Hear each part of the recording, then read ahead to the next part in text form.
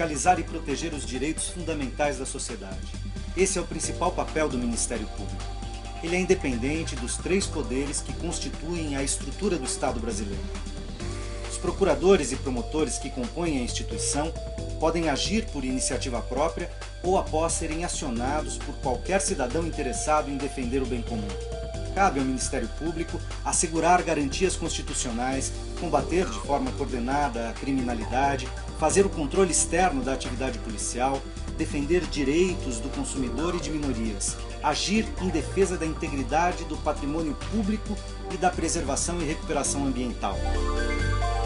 Conhecer o trabalho dessa instância da justiça e debater seus desafios é participar da construção de uma sociedade mais consciente, mais responsável, mais segura, portanto, melhor e mais justa.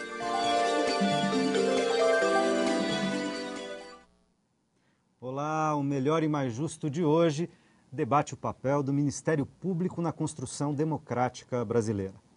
Para essa conversa eu tenho o prazer de convidar Denise Auad, que é professora de Direito Constitucional da Faculdade de Direito de São Bernardo do Campo e membro da Comissão de Direitos Humanos da OAB São Paulo.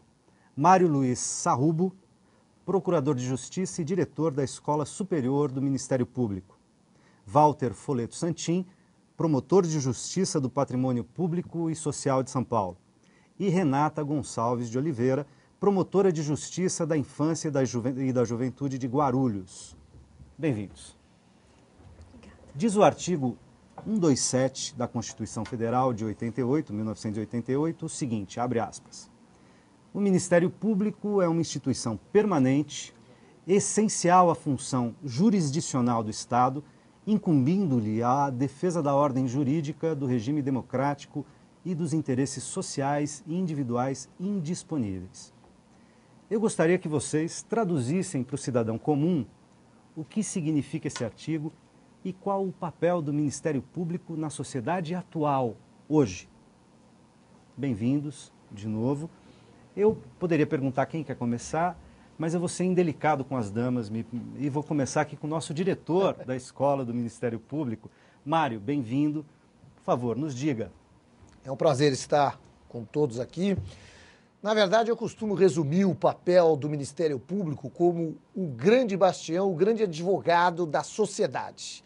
O Ministério Público é o advogado de toda a sociedade, é o meu advogado, é o seu advogado, o advogado do telespectador, perante todos, perante o próprio Estado, perante corporações privadas, perante o criminoso, não é? Nós temos uma atuação muito ampla na justiça e essa atuação ampla nos coloca numa posição muito privilegiada na medida em que atuamos sempre em favor da sociedade. Eu costumo dizer que é a profissão do bem, porque nós estamos sempre trabalhando em prol do bem, do bem-estar social.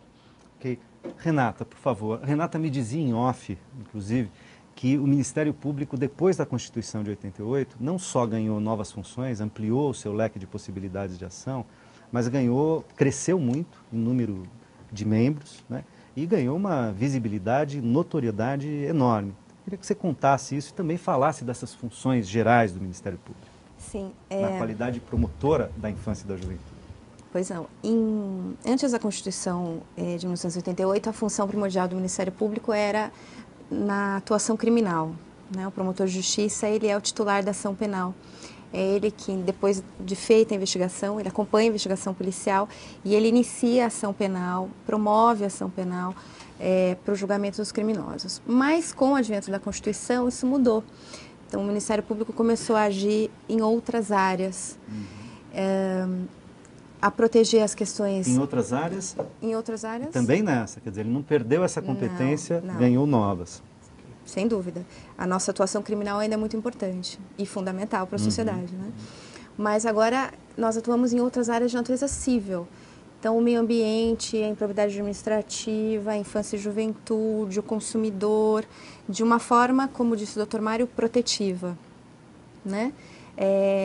Nós podemos atuar tanto na defesa dos interesses individuais indisponíveis, que significa dizer que o promotor de justiça na área da infância, por exemplo, vai defender que aquela criança determinada tem uma vaga na escola, porque o direito à educação... Que aquele doente tem que receber o remédio tal do Sistema Único de Saúde, justamente. Assim como no que nós chamamos de interesses meta-individuais e coletivos, ou seja, para que esses direitos sejam garantidos para toda a coletividade, para que todas as crianças tenham acesso à escola, para que todos os doentes tenham acesso aos medicamentos necessários. Ok. Denise, que não é promotora, nem está na escola do Ministério Público, mas é uma pesquisadora no campo, professora de Direito Constitucional. E eu queria que, do ponto de vista até acadêmico, de quem dá aulas, forma futuros advogados, eventualmente futuros promotores, tá certo? Como é que você pensa e como é que você analisa o Ministério Público hoje? Quer dizer, Renata e o Mário já deram um panorama, né, das funções, do que é o Ministério Público. Como é que, do ponto de vista acadêmico, como ensinar um advogado sobre as funções do Ministério Público? Tuto, o Ministério Público realmente ele é muito importante. Na Constituição, ele é uma função essencial à justiça. É muito interessante que o Ministério Público ele é visto pelas pessoas como o principal órgão de cidadania hoje, pós a Constituição de 88. Então, dentre os vários órgãos que nós temos, as pessoas procuram o Ministério Público. O Ministério Público construiu essa imagem. O Walter até nos dizia que assim, às vezes procuram até para demandas que não são deles, né? É muito dele, Ministério Público. Isso acontece com os médicos, com os padres, não é? Às vezes procura os médicos como conselheiro matrimonial, ou procura o padre para uma consulta sobre a saúde, e procura o Ministério Público para um monte de coisas também. Às vezes é que não está nem no escopo do Ministério Público, né? No rol de ações. Tem feito um trabalho muito importante em sociedade, especialmente na defesa dos direitos e garantias fundamentais. E é interessante que é tão grande a dimensão do Ministério Público, a sua atuação, que muitos alunos na faculdade, quando chegam à faculdade, eles chegam à aula com a visão de que o Ministério Público é até um quarto poder.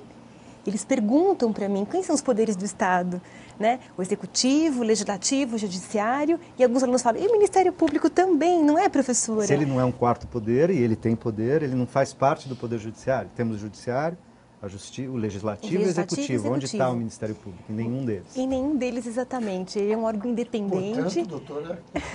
Portanto, é muito complexo. Estou tendo uma aula aqui, né? Eu que não sou advogado, estou tendo uma aula. O Ministério Público tem orçamento próprio, ele tem uma atuação independente, autônoma, mas a Constituição não considera um poder. Ele e nem ligado a nenhum dos três poderes. E nem ligado exatamente a um dos três poderes. Ele é uma função essencial do Estado. A Justiça, um órgão do Estado, dividido em dois troncos, o âmbito federal, o âmbito estadual, e assim que ele se posiciona. Agora, a dimensão que ele ganha em sociedade, na sua atividade, é que traz essa importância, né? Que traz essa visão, né? E aí, conceber isso em termos de cidadania, o trabalho do MP e a visão que as pessoas têm e a importância, né, dessa doação às questões de cidadania, eu acho que é a principal atividade que o MP tem que ter. Ok, Walter, entra na conversa. Me contava 25 anos de Ministério Público, é isso? Tá isso, começando... fazer agora... Menino no Ministério Público, né? Só 25 anos agora em março. O Sarrubo também é da mesma geração, né, Sarrubo? Sim. A Renata já é um pouquinho mais jovem, né? Mas a gente vendo as visões, né? E agora essa discussão sobre o quarto poder, né? Proposta. Quando se criou essa teoria dos três poderes, o Ministério Público era ligado era um braço jurídico do Executivo. Mas hoje não tem tanta preocupação nessa diferenciação, porque a modernidade se diz... ou a pós-modernidade, se diz em funções estatais. Então, essa noção de poder é meio que, vamos dizer assim, atrasada, né? Porque hoje se fala em funções, função judicante, função legislativa, função executiva e função nossa de defesa da sociedade, que é exatamente aquela que o Mário já falou muito bem, o bastião da sociedade, né? O Ministério Público, quando no seu nascedouro, se dizia que ele era Quando é o nascedor do Ministério Público? É muito duvidoso, né? A nível mundial seria na Grécia, se vê, né? O nosso teria uma influência do direito português até pela colonização nossa, né? E aí, muitos dizem da França, o moderno Ministério Público, mas isso também é uma questão de evolução de divergências, né? Se dizia, né, que o Ministério Público, dentro dessa linha, Ele era o marido da viúva, o pai dos órfãos e o perseguidor dos malfeitores. Se você colocar para a atualidade... É quase o Batman, né? O paladino da justiça, é isso? Seria, né? Que coisa, então, hein? se você colocar hoje para a atualidade, ele continua tendo essa função, porque na infância e juventude ele está na proteção do adolescente, do menor, né?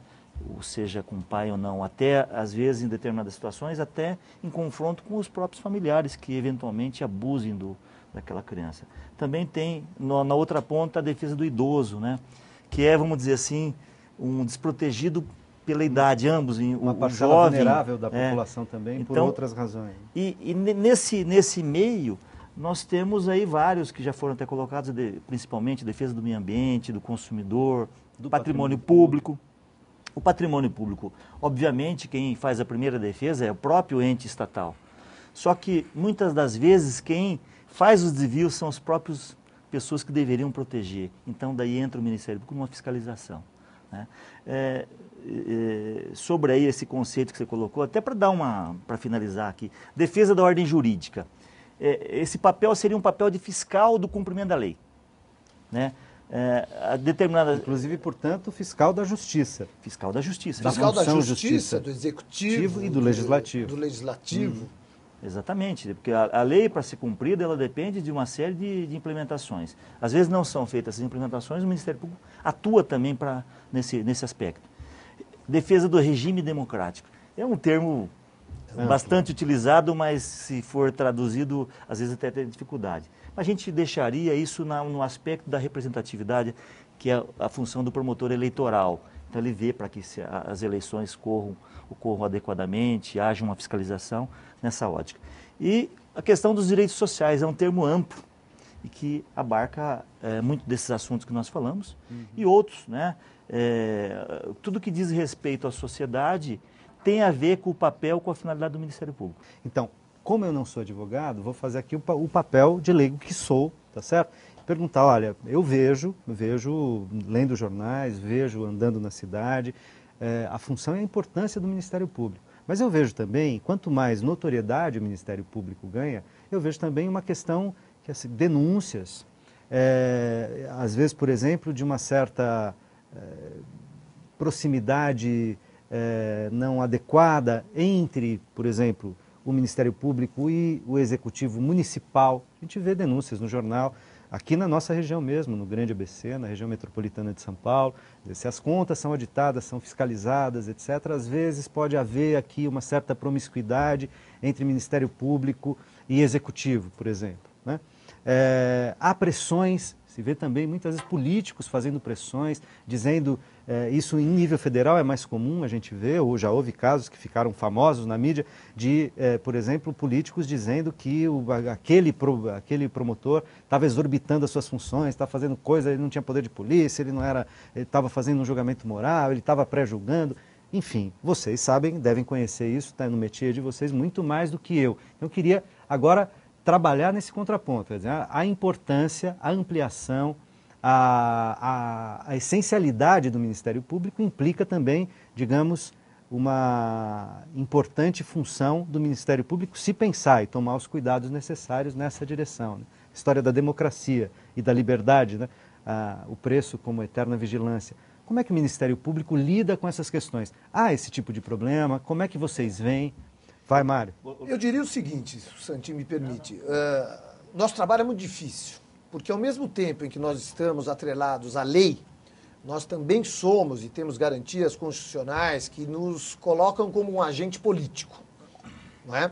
Então eu tenho que obedecer à lei, mas ao mesmo tempo atuo como um agente político.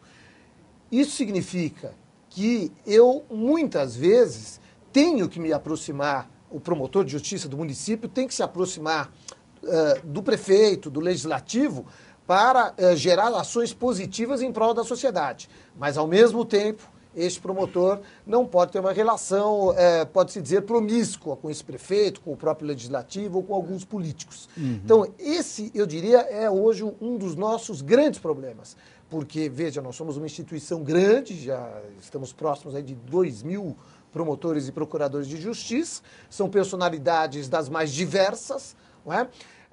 E há, sem sombra de dúvida, a grande maioria dos colegas tem trabalhado muito bem essa questão, essa proximidade com os políticos, sabendo da necessidade da aproximação num determinado momento e de tomar a distância no momento seguinte. Não é? Porque em alguns interesses nós estamos agindo em harmonia com o prefeito, com o legislativo, em outro campo nós vamos estar contrários. Eu sempre gosto de lembrar, se me permitem, claro. Eu era promotor de justiça numa cidade aqui da Grande São Paulo, do outro lado, não era aqui, e tinha uma ligação com o prefeito na medida em que havia alguns projetos sociais, e que realizávamos conjuntamente. Eu era promotor da infância e da juventude. Ao mesmo tempo eu exercia uma outra função de promotor da cidadania, não é? E fui obrigado a entrar com uma ação civil pública que envolvia ações da prefeitura. E ele, desconhecendo que a atuação era minha, me telefonou com aquela intimidade que imaginava ter, não é? Olha, o doutor Sarrubo, como é que nós podemos resolver isso? O seu colega acho que ajuizou uma ação. Eu falei, não, o senhor está enganado, fui eu que ajuizei, nós vamos resolver na justiça. Quer dizer, esse é o grande drama, né? Nós temos que saber, e muito bem, o momento da aproximação com os políticos e o momento de tomarmos a devida distância. E aí, doutor Fala, Santinho, Denise. acho muito interessante o que você coloca, e isso me leva a um ponto fundamental. As pessoas, elas precisam conhecer, né, o que é o Ministério Público, porque daí a importância do programa e de colocar, porque o cidadão é um excelente fiscal, desde que ele saiba. E a gente sabe que as pessoas saem das escolas, saem do ensino fundamental e médio sem sequer saber o mínimo do que é o Estado, nem sequer, às vezes encontro pessoas formadas que não sabem exatamente nem a função do que é um deputado, do que é um senador. Esse é um ponto importante. Que é um vereador. O representante mais próximo, né? Nós, na verdade, fomos mais promotores, mais Ministério Público, quando nós estávamos no interior. Né? Mais completo. Eu fui promotor de uma cidade chamada Presidente Epitácio, lá na divisa com Mato Grosso do Sul. Lá na beira do Paraná. Na beira do Rio Paraná. E lá eu era promotor único. Então eu era promotor da infância, da cidadania, do júri, do crime, da família, era tudo. Porque era um só, um juiz só, um promotor só. Eu lembro que os médicos fizeram greve na Santa Casa. Tinha praticamente a Santa Casa, outros hospitais particulares. E aí, o problema lá estava gerado que existia uma administração que tinha alguns problemas muito sérios com o SUS, enfim. Os médicos não recebiam, tinha uma série de problemas que também não vem ao caso agora, mas vocês podem imaginar. E algumas pessoas falaram, olha, doutor, está lá, o senhor precisa ter alguma solução. Né? Eu instaurei um inquérito civil para apurar esse assunto e chamei toda a sociedade, todas as pessoas da sociedade para participar daquela solução do problema. Inclusive as autoridades políticas, o prefeito, os vereadores, etc. Nós conseguimos, com esse trabalho, mudar a direção, que gerava, o SUS já não queria mais, não confiava, glosava. Né? E foram colocadas pessoas escolhidas pela sociedade. Então, e até algumas pessoas falam assim, esse nome, esse eu não aceito. Então, foi feito meio consenso. O promotor, no caso, agiu como mediador para resolver um problema que a própria sociedade foi solucionando. Então, a função de mediação importante. Eu vou querer ouvir a Renata, ainda que não falou sobre isso, mas no próximo bloco a gente abre com ela. Até já.